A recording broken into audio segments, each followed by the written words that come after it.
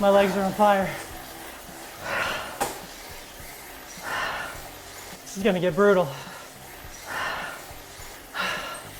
Welcome back to our next episode on the road to becoming a triathlete. As you might be able to tell this video, I got a little bit of sun on my forehead, on my nose. The sun decided to bless me with a little bit of color. I have my triathlon coming up in a couple of weeks, and the goal is to break 3 hours in the Olympic triathlon. An Olympic distance is 1.5 kilometer swim, a 40 kilometer bike, and a 10K run.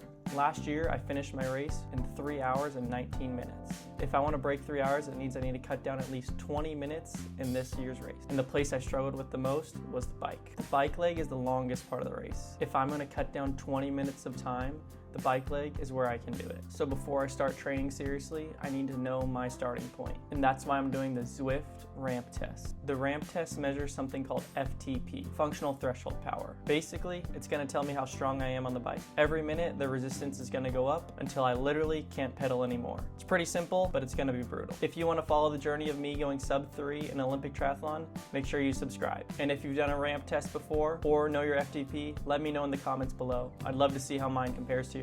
All right, we're gonna go check out the trainer and the bike, and we're gonna change and get the test started. We got it set up right here. So bike I have is a giant TCR road bike, and my trainer is a TAC X Neo 2T trainer. Both of these were actually hand-me-downs. The bike was from my brother. He did a triathlon a few years ago, and once he upgraded and got a new bike, handed this down to me, so I've been riding it since. Then the trainer, my roommate and I did the Olympic triathlon last year, and once we moved in together, brought it down here to the house, and we've been riding and training on it since then. So both have just been a blessing to have and ride and be able to do this sport because it can get real pricey. So nice to have both of these and get some good work in. I use my MacBook. I just place it right up here on the counter, open Zwift, and do my rides along there. So definitely gets a little sweaty up here in the garage. Thankfully, there's a window right here that gets a little bit of breeze that comes in while I'm riding. Okay, we're changed. We're ready. We're loading into Zwift right now. I just got to connect the bike sensor. I got my heart rate monitor on. We're gonna start the test now. Let's do this thing.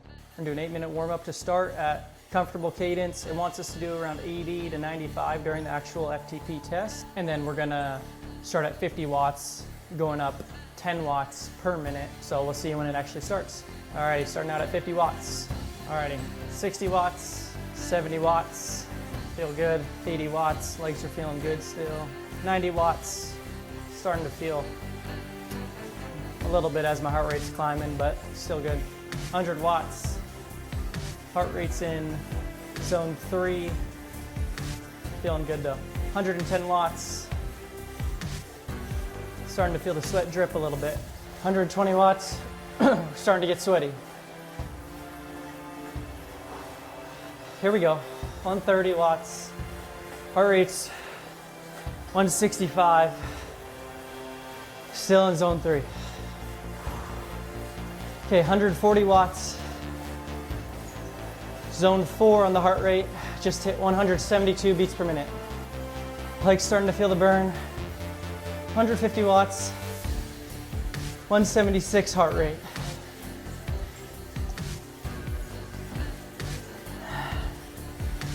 $160 watts, 180 heart rate.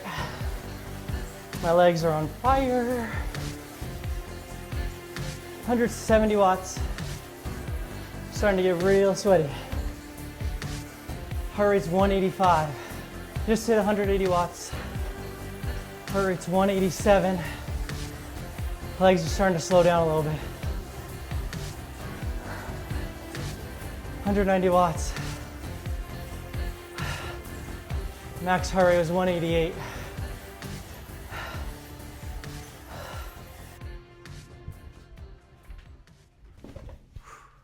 Thank goodness that's over.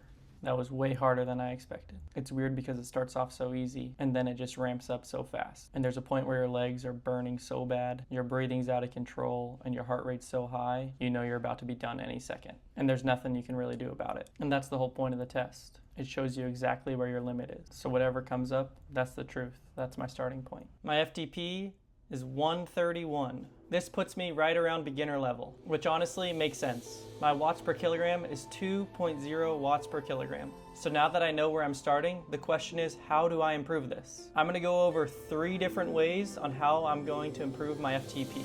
The first way I'm gonna improve my FTP is by doing structured intervals. This isn't gonna just be everyday riding, but it's riding with a purpose. In these workouts, I'll be pushing myself just above and just below that FTP. It basically means I'm gonna be riding for short periods at really intense effort, followed by recovery. The second way I'm going to improve my FTP is by being consistent. You don't improve your FTP by just doing one hard workout. It's by showing up consistently over time. Honestly, just showing up multiple times a week is where the progress comes from. The third and final way I'm going to increase my FTP is by weightlifting. Having stronger legs equals more power on the bike. It's pretty simple. Doing movements like squats, lunges, and deadlifts help you produce more power per each pedal stroke. So for me, it's not just about riding more, it's about doing structured intervals, being consistent, and getting stronger. Because if I want this number to go up, I need to improve everything.